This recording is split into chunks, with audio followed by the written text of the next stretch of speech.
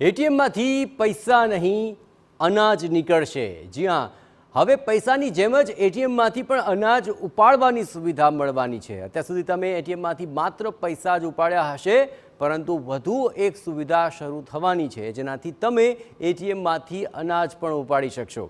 રાજ્યનું સર્વપ્રથમ ગ્રીન એટીએમની ભાવનગરમાં આજથી શરૂઆત થઈ રહી છે, જેમાં ગ્રાહકોને પોતાના અનુકૂળ સમયે એટીએમમાંથી અનાજનો જથ્થો મળી રહેશે।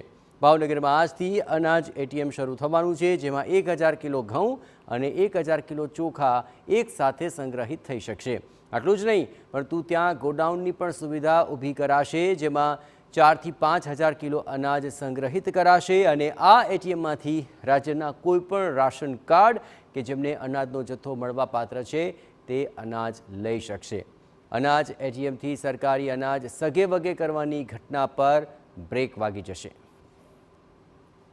આવતીકાલે કરચલિયાપરા ખાતે કે જ્યાં ગરીબ અને જરૂરિયાતમંદ વિસ્તારના જે લાભાર્થીઓ છે, લાભાર્થીઓને ધ્યાને રાખી અને આ વિસ્તાર પસંદ કરવામાં આવ્યો છે। ખાસ કરીને ગરીબ અને જે જરૂરિયાતમંદ વ્યક્તિઓ છે એ પોતાની રોજીરોટી ગુમાવ્યા વગર, મજૂરી ગુમાવ્યા વગર 24 કલાકની અંદર આ એટીએમ ઉપરથી પોતાનું અનાજ મેળવી શકે।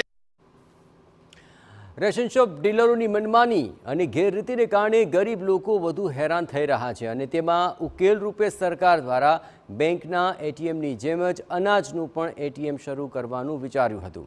ઓરિસ્સામાં આ પ્રકારનું એટીએમ છે, પરંતુ તે મશીનમાં ઓછો જથ્થો સંગ્રહિત થઈ શકતો હોવાને કારણે લોકો તેનો પૂરતો ઉપયોગ નહોતા કરી શકતા, જેથી વધુ જથ્થો સંગ્રહ થઈ શકે અને વધુમાં વધુ લોકો તેનો લાભ લઈ શકે તે માટે અનાજ વિતરણના કેન્દ્રીય રાજ્યમંત્રી નીમુબેન બાંભણિયાએ પોતાના મત વિસ્તારમાં ગુજરાતનું પ્રથમ ગ્રીન એટીએમ ભાવનગરથી શરૂ કરવાનો પ્રસ્તાવ મૂક્યો હતો અને ભાવનગર શહેરના આર્થિક અને સામાજિક રીતે પછાત વિસ્તાર કરચલિયાભરામાં શરૂ કરવાનો નિર્ણય લેવાયો છે।